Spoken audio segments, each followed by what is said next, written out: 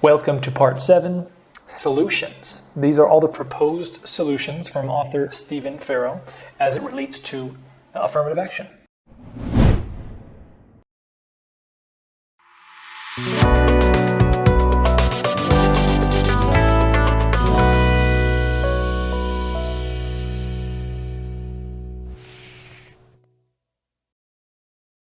The main thing that he argues for quite directly is quotas. He says that quotas are the best way so that you can keep the requirements high for those who do better on testing and lower for the others, thus filtering out the worst of all races and filtering in the best of all races. This sounds plausible, but in 1978, the United States Supreme Court outlawed the use of strict racial quotas. So it is illegal to do that today. So in practical terms, in medicine, let's say, the levels for whites and Asians would be different than minorities, but we know that the best of everyone got in. Now, this is me just wondering, this is my own commentary, but could affirmative action have indirectly killed George Floyd? Now, the author would argue that standards have been lowered so much in order to seem not discriminatory against minorities, and the effect of this lowering of the bar also lowers it for whites, so that some of the less trained, lower qualified whites can get in because the bar was lowered for everyone. Now, would Derek Chauvin, I think was his name, would he have been accepted into the police academy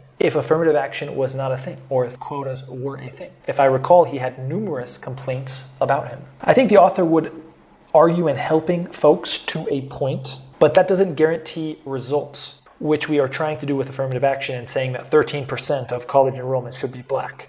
And 13% of employees in this company should be black. However, the author would also point out that there are existing massive programs specifically for minorities from the early years all the way through their adult life in terms of SBA, Small Business Administration loans, business loans. Now, the downside of not implementing the author's suggested solution is to hurt recipients of affirmative action, to hurt black people. So that the author says that the downsides of not implementing the author's suggested solution is that it hurts recipients of affirmative action. The reason is because affirmative action up-levels minorities to colleges that outclass them. They drop out at these colleges at higher rates than they otherwise would have if they were better matched up with colleges which match their levels.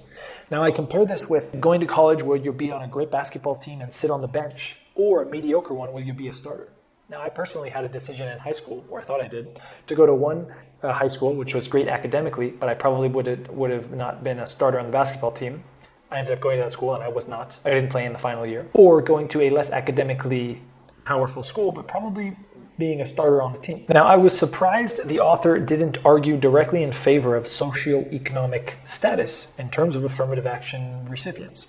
But he did mention examples and recognized that no consideration was given to socioeconomic status.